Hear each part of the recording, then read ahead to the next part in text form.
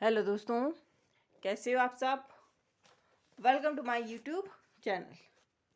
तो friends, last time हम किसके बारे में बात कर रहे थे? हम पढ़ रहे थे वैदिक सभ्यता के बारे में। वैदिक सभ्यता में हमने देख लिया था इनके बारे में, जो बेसिक जैसी इंट्रोडक्शन थी वो हमने क्या कर ली थी, क्लियर कर ली थी।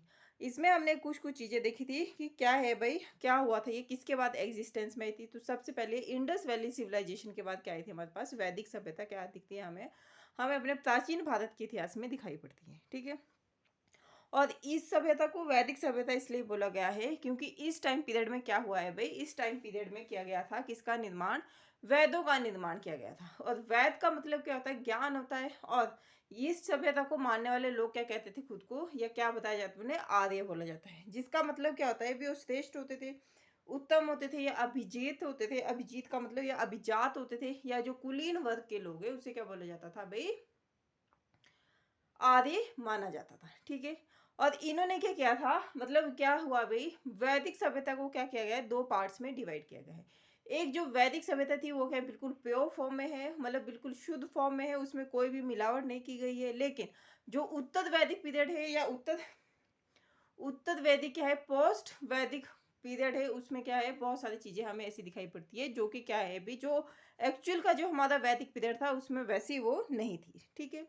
अगर बात की जाए भी वैदिक काल की, तो इसका क्या बताया जाता है, 1500 से लेकर 1000 ईसा पूर्व तक का क्या रहा है, इनका टाइम पीरियड रहा है। ठीक है। हमारे पास ऐसे कोई भी पुख्ता सबूत नहीं मिल रहे हैं हमें, या ऐसा कुछ भी सबूत नहीं देखने को मिलता है जिससे हम बोल सके कि हाँ भाई यही क्या रहा है, इनका टाइम पीरियड रहा है। बट फिर भी क्या पता चलता है हमें, हमारे पास सिर्फ एक ऋग्वेद है। ऋग्वेद क्या था, पहले सिर्फ ऑरल फॉर्म में था, लेकिन बाद में क्या किया गया, इसको बाद में इसको क्या किया गया, रिटर्न फॉर्म में इसको लिखा गया है। ठीक है। ये होगी दूसरी बात। फिर अगर जियोग्राफिकल एरिया की बात की जाए, तो इनका अगर इनके विस्तार की बात की जाए भी, जियोग्राफिकल एरिया भी कौन कौन से एरिया में थे, ये अफगानिस्तान वाला हिस्सा था, पंजाब वाला हिस्सा था, जो पंजाब हमारे पास है, जो कहाँ है, दूसरा पाकिस्तान में, ये वाला पंजाब वाला हिस्सा था। और दूसरा कौन सा था, जो हमारा यूपी वाला हिस्सा था, यूपी में भी कौन सा, जो वेस्ट वेस्ट वाली साइड को था। ये वाला हिस्सा किसमें माना जाता है भी, आर्यों का ये माना जाता है, गढ़ माना जाता है। ये आर्यों ने सबसे पहले क्या किया था, वहीं पे रहना स्टार्ट किया था। फिर नेक्स्ट चीज जो है भाई, इन्होंने क्या किया था, कुछ कुछ चीजों का क्या था भाई, इन्होंने अपने इसमें इंक्लूड किया था। जैसे सबसे पहले क्या है भाई, सबसे पहले जो सतलुज रिवर है हमारी, जो मतलब अब हम जिसे सतलुज के नाम से जानते हैं, शतुद्री के नाम से जानते हैं, शतुद्री और यमुना नदी, यमुना का मतलब कौन सी, कालिंदी नदी, कालिंदी है ना। इन दोनों नदियों के बीच के एरिया भी क्या था, इनके पास था। गंगा और यमुना नदी, गंगा और यमुना नदी के जो मतलब क्या है, उनके आसपास के एरिया थे, ये सभी क्या था अभी इसमें इंक्लूड हुआ करता था। अगर बात की जाए भी, जो हमारा ऋग्वेद है, ऋग्वेद में सारी चीजों की क्या की गई है, बात की गई है, हमें हर चीज के बारे में पता चलता है। जैसे महिलाओं की कंडीशन के बारे में पता चलता है हमें। इसमें नदियों का भी क्या किया गया है, महत्वपूर्ण रोल बताया गया है, बहुत इंपॉर्टेंट रोल प्ले किया करती थी नदियां। जैसे वैदिक संहिताओं में हमें 31 रिवर्स का क्या मिलता है, डिस्क्रिप्शन मिलता है। ऋग्वेद के नदी सूक्त में सिर्फ 25। और जो सबसे जरूरी नदी थी, सबसे इंपॉर्टेंट नदी थी, वो कौन सी थी, रिवर थी, वो थी सिंधु, जिसे क्या बोलते हैं, इंडस भी बोला जाता है। सबसे अगर होली रिवर की बात की जाए, तो वो थी सरस्वती, जिसे क्या बोला जाता है, देवी तमा, मोम तमा, या क्या कहा जाता है, नदी तमा भी कहा जाता है। ठीक है। ये तो हो गई इनकी जियोग्राफिकल एरिया की बात। अगर बात की जाए भी सामाजिक स्थिति, तो सामाजिक समाज कैसा था अभी, जैसे भी सोशल स्ट्रक्चर कैसा था, जैसे ऋग्वैद वैदिक पीरियड में था, वैसे क्या अब तक भी दिखाई पड़ता है हमें। इंडियन समाज कैसा था अभी, सबसे पहले क्या था, फादर का समाज था, मतलब फादर लोगों से क्या चलता था, समाज चलता था। और ये क्या होती थी, सामाजिक इकाई की क्या थी, सबसे छोटी, मतलब सबसे छोटी इकाई थी। ठीक है। जैसे सामाजिक स्थिति में सबसे छोटी इकाई अगर पूछा जाता तो क्या माना जाता था, उसे परिवार माना जाता था।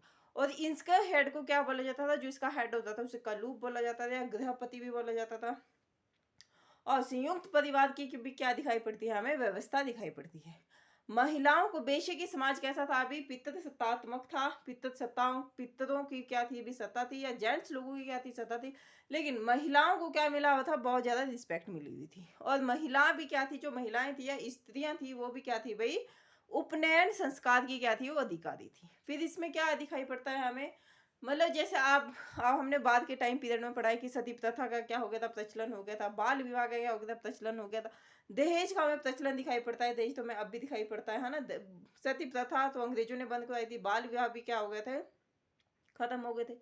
पर्दा प्रथा भी अब जाके थोड़ी-थोड़ी कम हुई है, लेकिन कहीं-कहीं क्या है अब तक भी है वो। जैसे मतलब अगर अगर बात कीजिए हरियाणा वाली साइड में या राजस्थान वाली साइड में, तो वहाँ क्या दिखाई पड़ती है हमें, मतलब पर्दा प्रथा अब भी दिखाई पड़ती है। पर्दा इन द सेंस कि मतलब औरतें कैसे रहती है, पर्दे में रहती है, ऐसे पल्लू में रहती है, शिक्षा की व्यवस्था में दिखाई पड़ती है। लेकिन सती प्रथा का उल्लेख हमें वैदिक टाइम पीरियड में नहीं दिखाई पड़ता है। बाल विवाह का नहीं दिखाई पड़ता है, दहेज का नहीं दिखाई पड़ता है, पर्दा प्रथा नहीं दिखाई पड़ती। और जब इतनी खराब-खराब बुराइयाँ नहीं है, देखो उपनयन संस्कार की भी अधिकारी थी वो, जिससे क्या होता था, एजुकेशन का राइट मिलता था।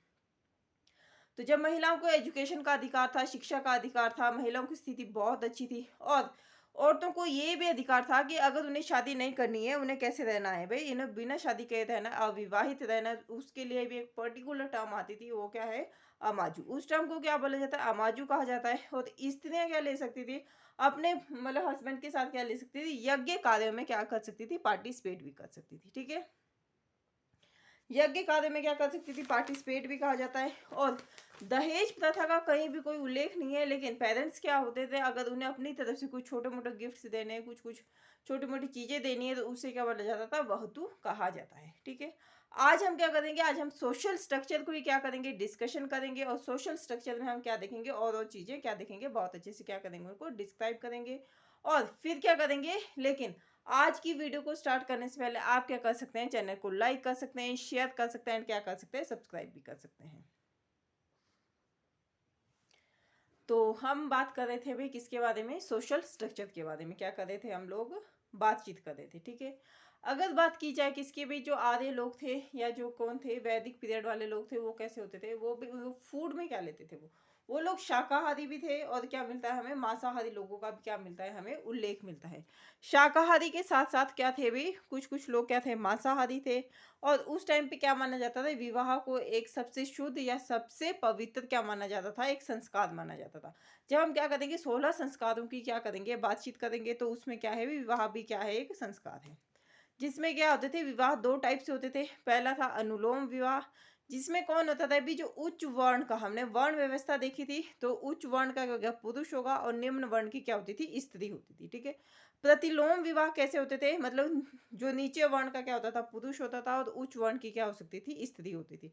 तो जैसे वर्ण व्यवस्था में अब क्या है, अब उच्च वर्ण के लोग उच्च वर्ण से क्या करते हैं, शादी करते हैं। ऐसी वर्ण व्यवस्था क्या की गई है, कायम की गई है। लेकिन ये कब की देन है, उत्तर वैदिक काल की क्या है, ये देन है। लेकिन जब क्या करें हम, वैदिक पीरियड को पढ़ा जाता है, तो उसमें क्या है भी, उसमें वर्ण व्यवस्था इतनी हार्ड नहीं है। उसमें क्या बताया गया, इसमें काम के आधार पे आप जो काम चूज करोगे, आप उसी वर्ण के हो जाओगे।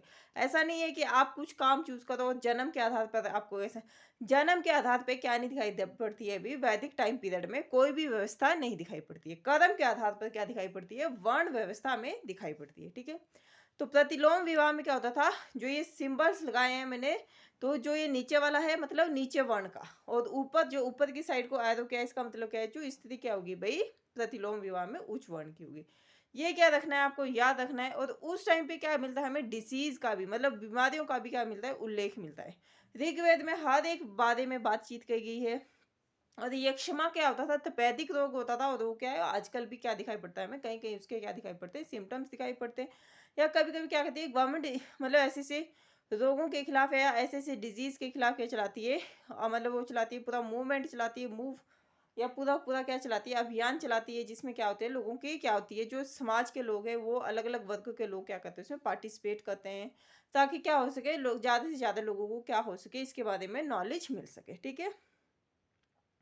और क्या है भी, भीषज नाम की एक टर्म है। भीषज का मतलब क्या होता है, जो वैद होते हैं। वैदों के बारे में क्या पढ़ा है, मतलब वैदों नहीं, वैद होते हैं, जो क्या रखते हैं भी, लोगों के बारे में क्या मिलती है, जानकारी मिलती है। और आर्य समाज के लोगों को क्या किया जाता था, ज्यादातर टाइम पे क्या किया जाता था, सिर्फ दफनाया नहीं जाता था, उनको जला दिया जाता था। और जलाने का मतलब, जैसे हिंदुओं में क्या है, एक दाह संस्कार भी है, मतलब जिसमें क्या कर दिया जाता है, इंसान को जला दिया जाता है, ठीक है? तो ये संस्कार भी कहाँ से मिला हमें, जो दाह संस्कार वाली विधि है, वो कहाँ से मिली है हमें, वैदिक पीरियड से ही मिली है। ये भी क्या रखना है, आपने याद रखनी है। और भीषज का मतलब क्या होता है भाई, भीष, पेट कटा श गलत लिखा है इसमें।